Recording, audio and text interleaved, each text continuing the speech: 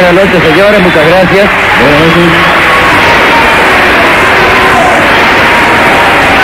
Buenas noches. Estamos en el sindicato de gastronómicos, como sucede todos los viernes. Mucha gente hoy aquí y vamos rápidamente a hacernos auspiciar porque hoy hemos de ser puntuales. Bien. Auspician La Venganza Será Terrible, Café Cabrales. Cabrales significa buen café. ¿Qué hace, Cabrales? Existe un futuro mejor, solo hay que saber elegirlo. San José, AFJP, su opción. Bríndese Medicorp Argentina, en medicina privada todo mejor, sí. Nada parecido. Medicorp Argentina 815-1277. Casa América, el hogar de la música. Casa América. Alejandro Dolina. ¿Qué? ¿Cómo le va? Dele. Que empiece el programa. Exactamente, Alejandro. Bueno, vamos a irnos a Islandia. No es un mal lugar para ir. No.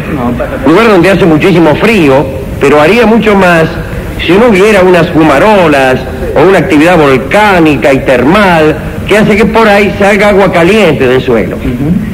Los lugares donde sale agua caliente siempre me han fascinado. Los baños, por ejemplo. El baño para mí es un misterio, pero mucho más misterioso es el asunto ante la ausencia de calefón, que es lo que sucede en Reykjavik, por ejemplo.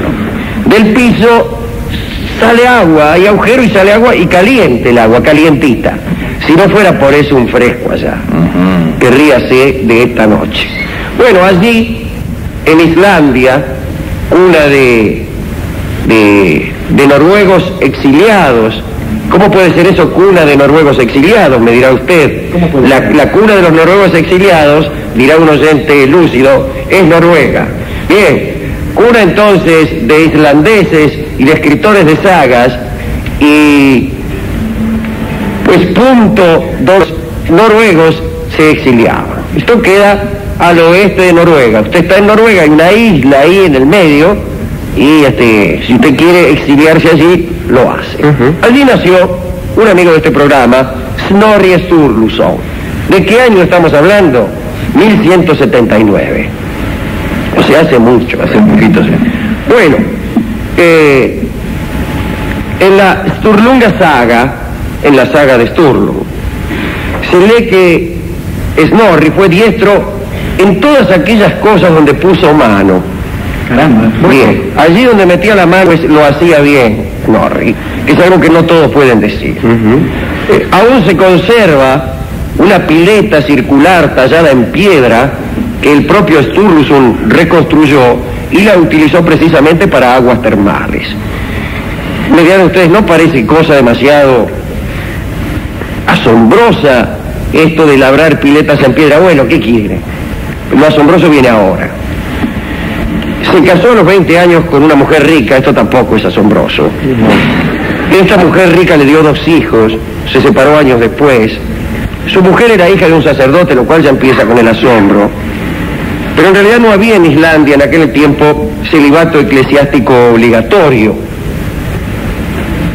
Snorri fue un famoso jurista y abogado. A los 35 años fue elegido presidente del Althing, que es la legislativa y suprema corte de Islandia. Al presidente se llama narrador de la ley. Todos los años el tipo se ponía delante del pueblo y recitaba la ley. Me dirán, estaba loco. Bueno, recitaba la ley. Es como si alguien se pusiera ahora, el presidente de la Suprema Corte, por ejemplo, a recitar el Código Civil de Vélez Arfield, el Fortín de Villaluro. Sturluson era poeta también, y lo recordaba por poeta. Muy bien. Había dedicado unos poemas al rey Hakon de Noruega y a su mujer, la reina. Entre paréntesis, hablaremos de ese poema que es el Hatatal, censo de estrofas. El rey Hakon de Noruega le envió regalos y lo invitó a su corte prometiéndole honores. Vamos a aclarar en qué territorio estamos. Islandia era una república independiente. Por el otro lado, el reino de Noruega. Presidente de la asamblea, Snorri Sturluson, de Islandia. Rey de Noruega, Hakon. Hakon lo invita a su corte. En 1218 Snorri fue a Noruega, en cuya historia era erudito y sobre la que escribiría después. Y el rey Haakon lo nombra Lenderman, que quería decir varón, título que jurídicamente lo hacía súbdito del rey de Noruega. Y le empieza a regalar cosas. Vamos, Snorri, ciudadano islandés y presidente del ALC, reconocía esa dependencia. Y, o mejor dicho, hizo más todavía, le regaló sus propiedades al rey Haakon de Noruega y le prometió lograr que los islandeses aceptaran la soberanía del rey noruego. En una palabra, estaba entregando la república. Se me dirá, yo he escuchado antes esa historia. La historia de un señor que viviendo en un país recibe una invitación de un rey extranjero, acepta regalos y sobornos a cambio de entregar toda parte de la soberanía del país. ¿Dónde habrá escuchado uno esto? La historia de Islandia está llena de estas páginas.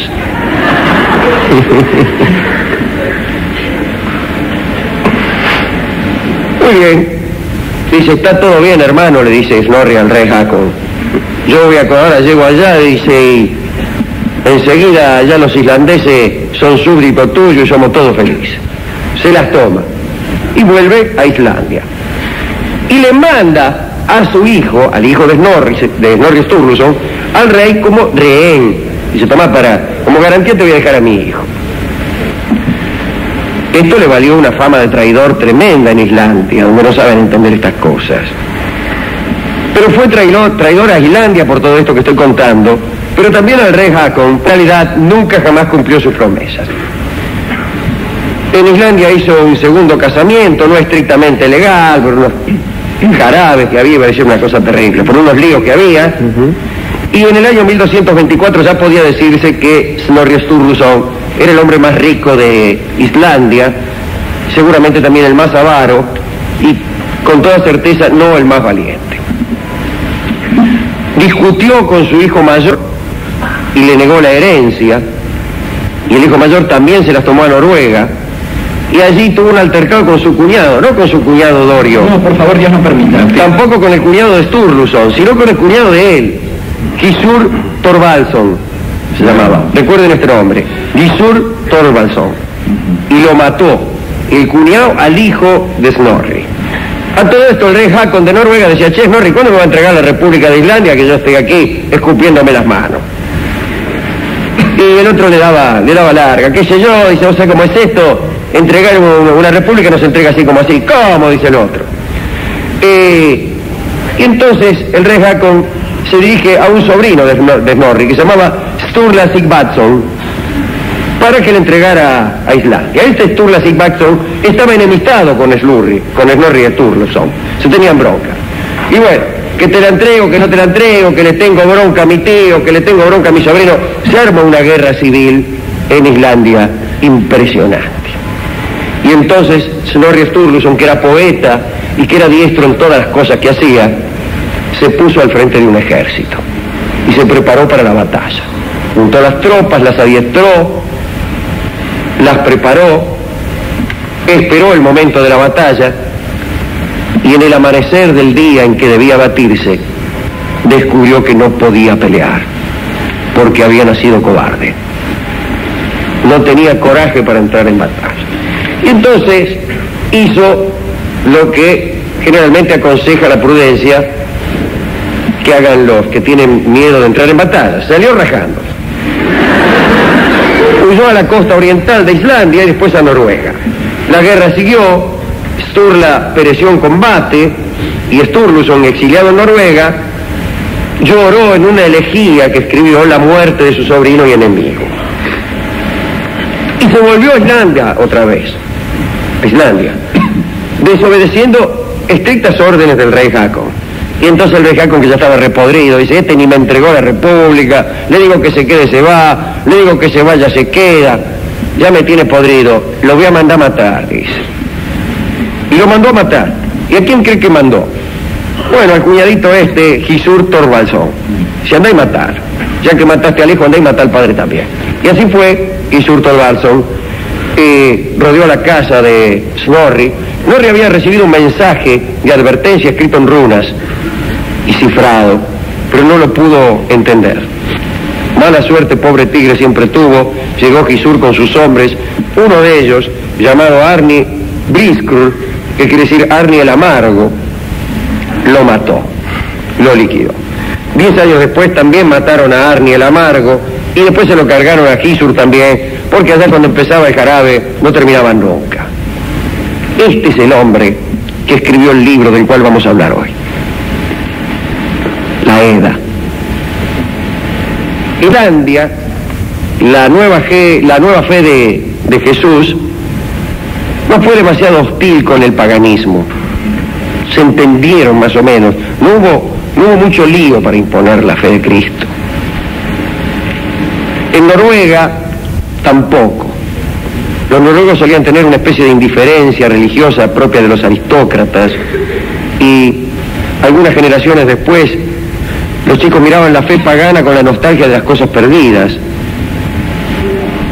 Y entonces Snorri escribe la Edda, que es un manual sobre la religión de los vikings, pero escrito en épocas cristianas, con cierta ironía, con cierto escepticismo, lo cual en lugar de arruinarlo lo hace mucho mejor. La Edda tiene 3 partes, un discurso preliminar en donde se hace referencia a la fe cristiana, y 3 partes que son: la primera, la alucinación de Gylfi, que es un tipo que llega a un lugar y se encuentra con 3 entidades, que en realidad son 3 dioses, que se llaman, sus nombres son extraordinarios: Alto, tan alto como, y Tercero. Y estos 3 son los que le cuentan absolutamente toda la cosmogonía, la riquísima cosmogonía de los nórdicos. Le cuentan a un supuesto rey de Suecia que llega allí. Y hemos hablado en estos programas, no en este de la televisión, pero en el de la radio, creo que no este año, pero tal vez en otros ciclos, de la riquísima cosmogonía nórdica. Hablamos del Ragnarok, de aquel ocaso de los dioses, aquel último día que ya está previsto y escrito, en donde perecerán los dioses, en donde el mundo terminará, porque ni los dioses son eternos en los mitos nórdicos. Hablamos de los terribles monstruos, del lobo Fenrir, que abre la boca tan grande que la mandíbula inferior llega al infierno y la mandíbula superior al cielo, y la abriría más, dice Sturluson, si tuviera lugar. Un gesto de humorismo. Ese lobo que es el que se va a comer a Odín. Hemos contado también de la serpiente Jormungandr, que es la serpiente que rodea al mundo. Pasa por todas partes, en todos los océanos hay un pedacito de serpiente Jormungandr. Quizá, por ejemplo, en la canaleta de su casa, señora, aparezca un día un sodape de la Jormungandr para su desesperación y la de sus amigos y favorecedores. La segunda parte de la Edda es lo que se llama Skaldskal, que quiere decir el lenguaje de los escaldos, y que es una serie de instrucciones para poetas. Odín y un rey llamado Aegir conversan a la luz de las espadas, porque las espadas de Odín eran tan brillantes que no hacían falta lamparitas, y hablan de poesía. Ustedes saben que Odín hablaba solamente en verso, desde aquella vez en que pudo comerse la miel de los poetas. Esta miel de los poetas era una mezcla en realidad de miel y de sangre, que otra cosa es la buena poesía, sino una mezcla de dulzura y sufrimiento, de dulzura y desgarramiento, de belleza e inquietud. Se tomó ese mejunje y se hizo poeta para siempre, y desde entonces nunca jamás habló en prosa. Hablaban de poesía, y a través de ese diálogo Snorri enseña a escribir. Y los islandeses, ya lo saben ustedes, eran muy minuciosos para enseñar a sus poetas a escribir. Nada de decirle, no, ustedes exprésense, saquen lo que tengan adentro. No. Hacían cosas tales como, cuando ustedes quieren decir guerra, no digan guerra, digan festín del cuervo o festín del águila. Cuando ustedes quieren decir mar, no digan mar, digan camino de la ballena. Cuando ustedes quieren decir perdido, No digan perdido, digan siguió el camino de la serpiente. Eran unas metáforas oficiales, de las que también hablamos aquí, que se llamaban Kenningar. Todas ellas están allí en el libro de los escalos. Y la tercera parte es la que él dedicó al rey Haakon de Noruega, que se llama Hatatal, y quiere decir censo de estrofas. Es una poesía, con 102 versos, 102 estrofas, mejor dicho, toda distinta, una especie de catálogo de metros, una porquería. Quiero contarle 2 episodios muy poéticos de la Edda, quizá los 2 que más me gustan, para terminar con esta recordación de un gran poeta y que era a la vez un traidor. Balder era el más querido de los dioses, el petizo y el rubio, el chiquitito. Y lo querían tanto los otros dioses del Asgard, de aquella especie de Olimpo viking, que una de las diosas, Freya, salió por ahí a hacerle jurar a todas las cosas del universo que nunca matarían a Balder. Y así pues le hizo jurar a las enfermedades, a las calamidades, a las rocas, a los árboles, al mar, a los vientos, a las tempestades, a los rayos, a las flechas y a las lanzas, a las armas, a las mujeres, que no matarían nunca a Var. Todos juraron, todos, menos una planta tan humilde que mereció el olvido de Freya. Y esa planta era el muérdago, una planta muy tierna, que fue la única cosa del universo que no juró no matar a Balder. Pero ahí estaba Loki, el malo, el dios malo. No era exactamente malo, pero bueno, el que en esta historia hace el papel de malo, que por celos quería matar a Balder. Y entonces, ¿con qué podía matarlo? Sino con un muérdago.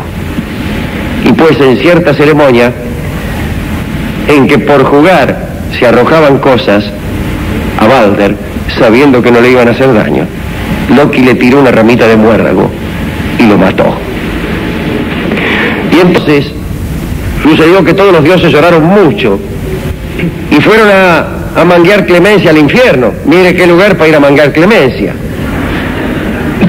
Y en el infierno, que estaban de buen humor ese día, le dijeron, bueno, mira, dice, Balder podría llegar a volver, va a volver, vio cómo son esos tipos, sí. Duros carnales, que te hacen desear, momento, a ver si el señor Satanás no está, dice. Viene firma y se va. Sí. Está, dice, en una cena de beneficencia. Bueno, le dice, mira, Balder puede volver si es que todas las cosas del universo lloran por él. Muy bien, y allá fueron otra vez los dioses a decirle a las cosas del universo, lloren por Balder y Balder volverá. Y todas lloraron. Las estrellas, los planetas, los hombres, las mujeres, las armas, las lanzas, las plantas, las piedras, los ríos, los mares y los lagos, y las montañas y los glaciares. Pero en una cueva había una vieja que no lloró. Y por esa vieja... Tranquilícese. Por esa vieja, Balder se quedó en el infierno. Pero, oh sorpresa, esa vieja vino a descubrirse que no era otra que Loki. Así que, si bien a esta gente las moralejas no le hacían mucha gracia, yo podría decir, yo que tampoco gusto mucho de ellas, que una sola cosa suele detener la caravana de todas. Una cadena tiene la fuerza de su eslabón más débil. Una caravana tiene la velocidad del camello más lento. Y para nuestra almita, uno solo que no nos quiera, recuerden a la oveja descarriada, es suficiente para hacernos añorar el amor. Y la otra pequeña historieta, que es mucho más breve, es una enumeración graciosa, es esta. A ese lobo Fenris del cual hablamos, aquel que abría las mandíbulas, un día lo sujetaron los dioses. Empezaron a inventar cadenas. Ya vamos a contar la historia entera. Empezaron a inventar cadenas, ninguna servía porque el lobo se soltaba. Y hasta que al final lo ataron con una cadena que estaba hecha con el ruido de la pisada del gato, con la barba de la mujer, con las raíces de la roca, con los tendones del oso, con el aliento del pez, con la saliva del pájaro, y con qué más, por ejemplo, la comprensión de la mujer amada, o el arrepentimiento de los traidores, o tantas otras cosas que tenemos tan a mano en la patria cada día. Con eso estaba hecha la cadena que sonó al lobo Fenrir. Extraordinaria y de lectura amenísima es la Edda prosaica, y sería bueno que aquellos de ustedes que quieran pasar un buen rato, que quisieran pasar un buen rato, se acercaran a ella. Pero ¿a quién dedicar esta evocación de un hombre que nos merece admiración por poeta y repulsión por traidor? Me parece, Alejandro, que a riesgo de incurrir en el grave pecado de equivocar al dedicando, yo voy a pedir la dedicatoria de este programa, de este comienzo del programa, para el amigo Snorri Sturluson, pero por esto, este programa que se llama La venganza será terrible, que tiene como quizás numen principal o parecerlo a nuestra amiga Némesis, la de la venganza, es un programa que en ocasiones se pone clemente, y que se pone clemente quizás en esos momentos en que quienes lo pensamos y lo hacemos, sufrimos más esas cosas que nos parecen iniquidades. Y entonces pienso que, naturalmente, cuando uno llega a cierto momento del juicio, el único juicio que a uno le interesa, vamos, el último, que no es frente a ningún tipo de tribunal extraño ni terreno, uno requeriría para sí esta mirada, la de ser juzgado por lo mejor que ha hecho en vida. Decir, yo que he podido ser traidor, yo que he podido cometer estos errores, yo compuse aquel poema que hace que el nombre de Islandia, aquella patria que yo quise entregarle a un rey extranjero, permanezca todavía hoy con la gloria de una historia maravillosa y con la gloria de su lengua y de sus palabras. Yo también soy aquel muchacho, y eso pido que se me perdone. Está bien, y ojalá que esta clemencia, que a nosotros nos resulta fácil, sea ejercida por todos, incluso por aquellos a quienes les resulta difícil. Para todos los clementes de este mundo, canta para la radio, ya que no para la televisión, Hugo del Carril, un verdadero ejemplo de artista. Yo soy aquel muchacho. Adelante, señor director.